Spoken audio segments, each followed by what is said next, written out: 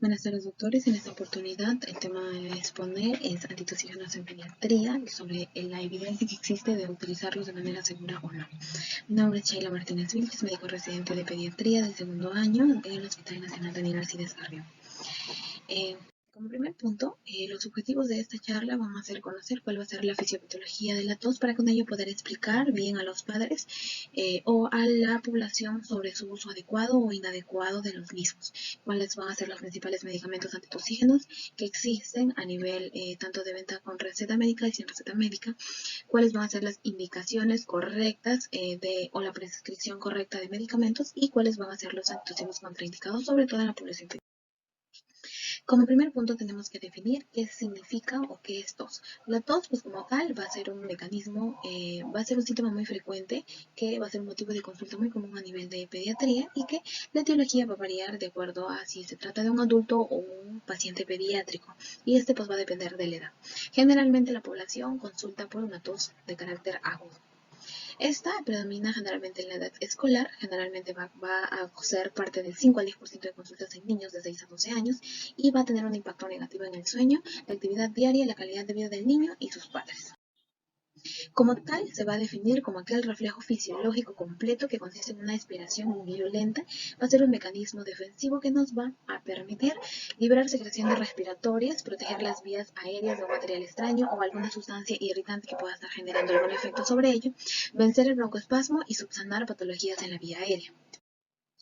Dentro de la fisiopatología vamos a tener que en todo el tracto respiratorio superior y tracto respiratorio inferior vamos a tener diversos receptores a los cuales van a actuar y cuando van a ser estimulados pues va a producirse el reflejo de la tos. Por ejemplo, vamos a tener en la nariz y en los senos paranasales que actúan a través del nervio trigémino que van a producir el reflejo de la tos de manera inicial con vía aferente y su vía eferente pues va a ser a través del nervio espinal que va a producir acción a través de los músculos respiratorios. Por eso es que se produce la expiración prolongada. La faringe posterior, la cual si es estimulada, va a generar el efecto de la tos cuando actúa a nivel del glosofaringeo, a nivel del diafragma y el pericardio, a nivel del nervio frénico, que también va a generar pues una acción efectora del diafragma.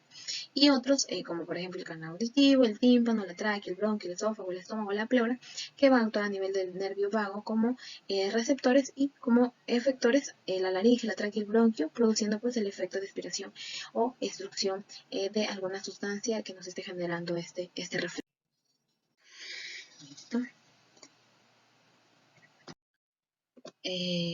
Nosotros, otra manera de clasificar la tos va a ser pues de acuerdo al grupo etario frente al que estemos. Por ejemplo, vamos a poder clasificar también de acuerdo al tipo de producción o al tipo de mucosidad que va a producir, si es una mucosidad, bueno, si es una tos seca, si es una tos húmeda, si es una tos que es esperada, específica o inespecífica. Esperada, es decir, por ejemplo, en los pacientes asmáticos en los que se espera que esos pacientes por el broncoespasmo presenten tos, una tos específica de alguna patología en sí o inespecífica aquellas que no les logramos encontrar el diagnóstico. Y la duración, pues, en este caso aguda o persistente, aguda generalmente de acuerdo a la referencia en la que estemos entre 2 y 4 semanas, es decir, antes de estas 2 o 4 semanas. Con relación a las etiologías más frecuentes de acuerdo a la edad, tenemos en los menores de un año, generalmente cuando hay una malformación de la vía aérea, pueden haber una tos que se puede presentar desde el nacimiento. En el caso de los niños de 1 a 6 años, el más frecuente es el reflujo gastroesofágico y seguido por la bronquitis bacteriana persistente. Y los mayores de 6 años, generalmente lo que más produce la tos va a ser el asma. Entonces vamos a tener posterior a ello los antitosígenos, los cuales se van a clasificar en aquellos que actúan directamente sobre el centro de la tos, como van a ser los opiáceos, como la codeína y el dextrometorfano, y los no opiáceos, como por ejemplo la carbamazepina, el sulfendiol, la glaucina, el butamilato o la oxaladina. También tenemos aquellos que actúan sobre la rama aferente del reflejo de la tos, como van a ser los anestésicos locales, como la lidocaína y benzocaína, y antitosígenos que van a modificar factores mucociliares o van a actuar sobre la rama diferente del reflejo de la tos, como por ejemplo los antihistamínicos como la difenhidramina y los anticolinérgicos como el bromuro de hipotropio. Tanto en Estados Unidos como en Europa no se van a recomendar en pacientes menores de 2 años y por la parte de Canadá no se va a recomendar en menores de 6 años, ya que se reconoce pues que no tienen beneficios ni antitusígenos, ni los antihistamínicos, ni los descongestionantes, ni sus combinaciones. Tal es así pues que se menciona que los antitusígenos van a funcionar más que todo como placebos. En un estudio realizado y publicado en el año 2021, que abarcó publicaciones entre el 2001 y el 2020 en niños menores de 18 años, para lo cual se hizo una revisión por pares, se incluyó un medicamento en el cual fue incluido un solo medicamento titusigeno por estudio. Se logró hacer la recopilación de 10.090 artículos, de los cuales 164 fueron seleccionados para formar parte de este. En este artículo se menciona que la tos es un mecanismo de defensa, el cual es benigno, que va a ser desencadenado por infecciones de vías respiratorias altas o infecciones o hiperactividad bronquial, asociado pues a una infección, a un alergeno o al ejercicio. El 50% de escolares va a toser y van a presentar una tos que va a perdurar por más de 10 días post el proceso como tal, y en el 10% de los pacientes preescolares van a toser más de 25 días post una infección de vías respiratorias agudas. Esos medicamentos, la mayoría van a ser de venta libre y no van a tener una regulación de la FDA, ya que pues van a generar una alta tasa de ingresos que van a ser aproximadamente de 10.300 millones de dólares anuales. Como primer antitusígeno vamos a hablar de los antitusivos opioides, dentro de ellos el dextrometorfano, que es de venta libre, que va a ser un análogo de la codeína, va a suprimir los receptores de la tos, haciendo que el umbral de la tos sea mucho más alto. Sin embargo, no van a tener un efecto analgésico, y uno de los efectos adversos pues va a ser la depresión respiratoria. Va a tener un metabolismo hepático y una excreción urinaria, y la dosis que se recomienda específicamente en otros países va a ser para pacientes mayores de 12 años, cuando la dosis va a ser de 5 a 10 miligramos cada 4 o 15 miligramos cada 6 horas. Sin embargo, como se sabe, y por el estudio ya antes mencionado, pues no hay un beneficio como tal. Los antitusígenos van a estar contraindicados en pacientes con asma o en aquellos que tengan tos productiva o insuficiencia respiratoria. Otro de los antitusivos opioides vamos a tener la codeína, que es un medicamento de venta con receta médica, que va a funcionar como analgésico y como antitusivo a dosis bajas. Va a formar parte de, va a ser un profármaco convertido en morfina por el citocromo P450 hepático, por tal va a tener un metabolismo hepático y una excreción urinaria. La dosis recomendada va a ser en pacientes por encima de 18 años de 0.5 miligramos kilogramo al día cada 4 o 6 horas, con una dosis máxima de 60 miligramos dosis. No va a haber ningún beneficio. De acuerdo a los múltiples estudios que se han realizado, no se recomienda ni en menores de 12 años ni en pacientes de 12 a 18 años que tengan obesidad o síndrome de apnea obstructiva del sueño. Y dentro de los principales efectos adversos va a ser la depresión respiratoria. Este medicamento es considerado de alto riesgo por la alta posibilidad de depresión respiratoria y muerte que pueda presentar en este tipo de pacientes, a menos que se puedan hacer determinaciones genéticas que pues indiquen que sí lo puede utilizar dicho. Dentro de los otros medicamentos que podemos utilizar como antitusivos van a ser los antihistamínicos, los cuales van a ser de venta libre, van a tener propiedades antimuscarínicas, antispasmódicas, antieméticas o sedantes, por lo tanto van a llevar pues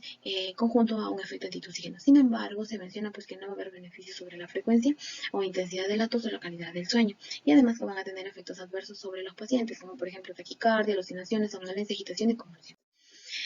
Otros medicamentos que van a ser recetados, vamos a tener la prometacina, la cual va a ejercer su acción a través de receptores periféricos de histamina o histamina dopamina, pero no se ha encontrado que sean efectivos. Los efectos similares van a ser, efectos adversos van a ser similares a los antihistamínicos y tampoco van a actuar como antitusígenos. Otro es los fenzoandatato, que ha sido aprobado por la FDA para utilizarse mayores de 10 años como anestésico oral, va a inhibir los receptores de estiramiento pulmonar, y fue aprobado nuevamente por la FDA en el 2010, en donde pues menciona un anuncio de seguridad para utilizarlo con cuidado, ya que cuando presenten sobredosis puede generar inquietud, temblores, como convulsiones. Y por otra parte, los corticoides inhalados, como por ejemplo el bromuro dipatrópico, que va a inhibir la inflamación y hiperactividad de las vías aéreas superiores, pero tampoco se ha mostrado que haya una evidencia de que pueda suprimir el reflejo de la tos. Por otro lado, ya dejando la parte medicamentosa, vamos a recurrir a los remedios de hierbas, dentro de ellos la echinacea purpúrea, que forma parte de la familia del girasol, que va a modular el sistema inmune, sin embargo no va a disminuir la gravedad ni la duración de la tos. Se puede utilizar porque tiene buena tolerancia y tiene pocos efectos adversos. El Pelargonium sitoides, que va a ser un extracto producto del African geranium, va a tener una propiedad antibacteriana, antiinflamatoria y mucolítica, y va más o menos a tener efectos sobre los procesos bacterianos, sin embargo su evidencia es muy baja. Hay que tener en cuenta que debemos evitar utilizarlos en pacientes que utilicen cumarina o que estén utilizando algún tipo de medicamento que haya en relación con la coagulación, ya que pues dentro de las complicaciones puede haber hemorragia, hiposensibilidad o hepatosplenomegalia. Las frotaciones a vapor o con vapor, como por ejemplo con mentol, alcanfor o eucalipto, que se aplican generalmente tópica, Se ha mencionado que pueden en algunas ocasiones disminuir la tos, pero la evidencia es poca. Más que todo ayudarían a mejorar el tema del sueño, de tal manera que el paciente descansa y pues hay un beneficio más que todo sobre eso que de por sí sobre el efecto de la tos. Y por otro lado, la miel sí va a ser el único remedio, por así decirlo, que va a tener función antibacteriana y viral antiinflamatoria demostrado. Sin embargo, que no se debe utilizar en menores de 1 año por por generar una patología. La evidencia va a ser de moderada a débil y va a funcionar más que todo como un placebo para disminuir la frecuencia de la tos. Entonces, como tal, debemos de recordar que el artículo menciona que va a existir razones a favor y razones en contra para poder utilizar un medicamento o no. Razones a favor, como por ejemplo, diagnósticos graves o sufrimiento del paciente, pues van a generar alteraciones del sueño, entonces se podrían indicar, obviamente, si es que hay alguna contraindicación, no se deben utilizar. Los riesgos, cuando el riesgo es real a dosis terapéuticas es muy bajo, entonces pues hay una razón como para poder indicarlo. En Estados Unidos, si se indica en menores de 2 años, solamente si se utilizan a dosis terapéuticas y generalmente tienen un efecto placebo de un 85%. Razones en contra, ya que de por sí sabemos que la tos es un mecanismo benigno, autolimitado, generalmente menos de 10 días y además porque hay falta de evidencia para poder utilizarlos. Los medicamentos antitusivos de venta libre no deben ser utilizados de forma rutinaria en menores de 2 años a pesar de que tengan un perfil adverso, es decir, unas reacciones adversas mínimas, siempre y cuando, pero debemos de considerarlos en algunas ocasiones cuando haya un beneficio mayor que el riesgo. Otro de los productos que se suelen utilizar van a ser los medicamentos protrusivos, que también están contraindicados en la edad pediátrica, dentro de ellos los mucolíticos y los expectorantes. Los mucolíticos, por su parte, modifican las propiedades del moco, o sea, de la secreción tracarbuncal, haciendo pues que su expectoración sea mucho más eficaz. Dentro de los más utilizados, pero no debería recomendarse, va a ser la N-acetilcisteína y la bromipsina vanroxol. La N-acetilcisteína, por su parte, va a estar indicada solamente en casos de hipersecreción de mucosa o cuando esta es excesiva o espesa. En el caso de los expectorantes, va a estimular los mecanismos de expulsión del moco al aumentar el movimiento ciliar, el reflejo tusígeno o el volumen hídrico, pero no están indicados. Como conclusiones, vamos a decir que la tos va a ser un síntoma, no va a ser una enfermedad, por lo cual debemos de llegar al diagnóstico etiológico para poderle dar el tratamiento adecuado. Evitar factores desencadenantes como ambientales, alergenos, exposición al humo de tabaco. Recordar que se puede resolver entre un periodo de 15 a 25 días, dependiendo de la edad del paciente. El placebo lo va a resolver en un 85% de los casos, pero es por el mismo el curso de la enfermedad más por el medicamento en sí. Solo se va a intentar inhibir la tos siempre y cuando su función no sea fisiológica, es decir, genere irritación, sea muy exigente o infiera con las funciones vitales del paciente, como en su alimentación o pueda generar vómitos. No se indica en menores de 2 años, va a estar contraindicado en tos productiva y es importante informar y tranquilizar a los padres sobre la característica benigna de esta patología.